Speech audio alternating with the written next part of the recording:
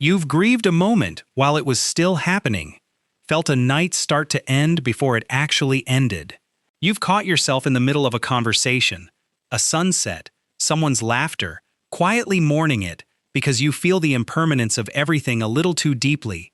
And while everyone else just moves on, you stay behind in the echo, trying to understand why you feel so much, so often. And you've never really told anyone. Because how do you explain missing something you haven't even lost yet? If that landed somewhere uncomfortable, stay with me. Because you're about to hear someone finally speak in a language you've spent your whole life feeling, but never quite saying out loud. Welcome to Cognitive Psychology. Today we're stepping into the hidden patterns of the deep thinker. Not the flattering version, the honest one. Let's start by killing a word people keep throwing at you. Overthinker. You've heard it your whole life. But it's the wrong word, and the difference actually matters. Overthinking is worrying. It lives in the future, circling what might go wrong. What you do is stranger than that. You're not stuck on the past or the future, you're stuck on reality itself. Why people say one thing and do another. Why everyone quietly agreed that the surface is enough. For the longest time, you assumed everyone did this. That everyone questioned everything. Tried to make sense of every little thing, and it genuinely breaks your brain to realize most people just don't. One of you is anxiety, the other is awareness. Nobody ever taught you the difference, so you spent years assuming something was broken in you.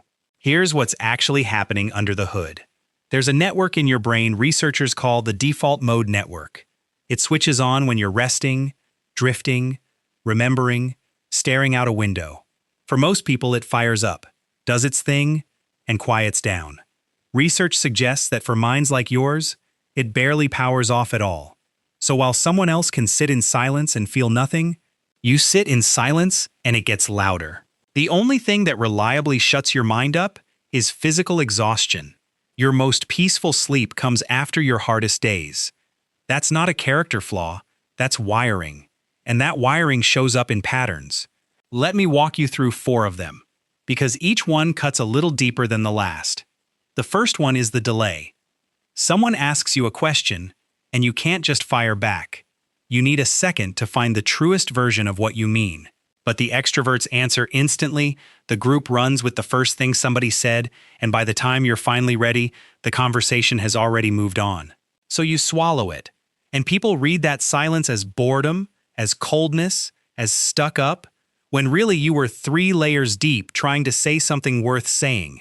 You've probably learned to toss out meaningless little things in pointless conversations, just so people don't think you're the weird one.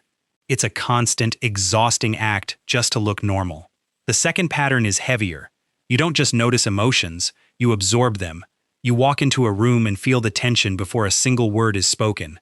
You catch the smile that doesn't quite reach someone's eyes, the "I'm fine" that trembles slightly at the edges. And here's the trap. You carry all of it home as if it were yours. A funny video of an awkward dog somehow turns into a quiet ache about whether that dog has any friends. A documentary stops being information and becomes something you have to survive. Psychologists call it high sensitivity. The lived version is just this. You feel everything, there's no off switch, and slowly it drains a tank nobody else can see. The third pattern is the one almost nobody warns you about, because it disguises itself as growth.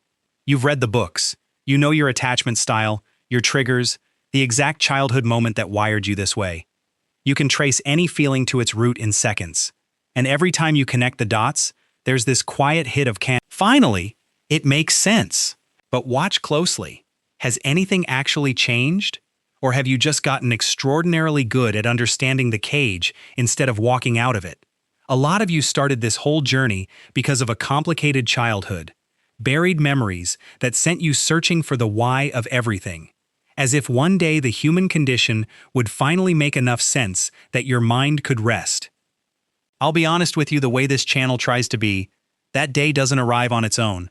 Insight can quietly become the thing you do instead of living. Now, before the last pattern, let me say the quiet part out loud. Here's the cruelest part of all of this. Everyone is capable of thinking this deeply. Most people just choose not to. You didn't get a gift. You got a door that won't close?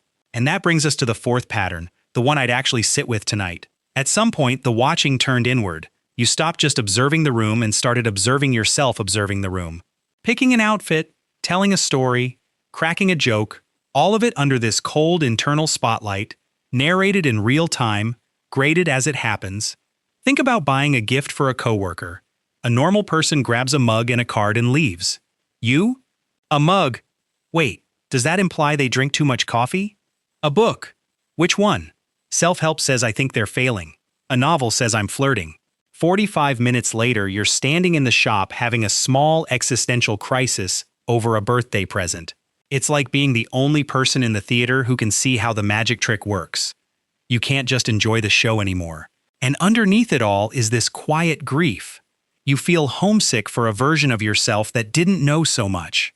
Back when spontaneity wasn't a risk you had to calculate first. That's the real weight.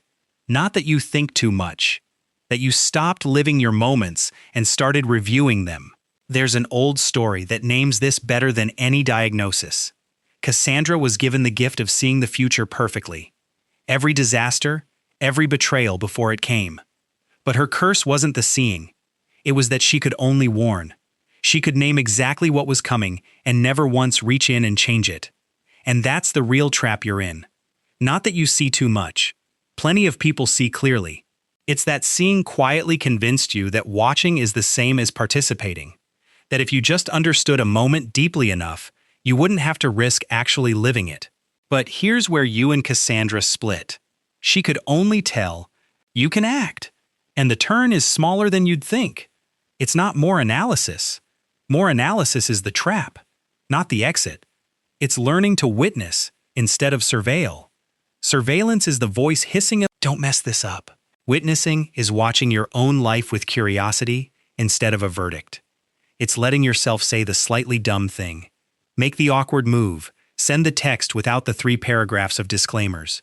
Be wrong out loud, in public, and survive it. Your depth was never the water you were supposed to drown in. It was supposed to be deep enough to float. And maybe the kindest thing you can do is turn a sliver of that endless understanding, all that compassion you hand out so freely to strangers, to rude cashiers, to everyone but yourself, back toward the one person you've been auditing this whole time. You! So let me ask you honestly, which of these 4 hit closest? The delay, the sponge, the endless insight, or that mirror that never turns off? Tell me the one that felt uncomfortably like reading your own diary, because I promise you're not the only one living in there. If any part of this felt like being seen, not analyzed, seen, then follow cognitive psychology and send this to the one person in your life who lives 3 layers deep and thinks nobody ever notices. Send it quietly. Let it be the moment they finally feel met. Thank you for thinking this through with me. Take care of that beautiful, exhausting mind of yours, and I'll see you next time.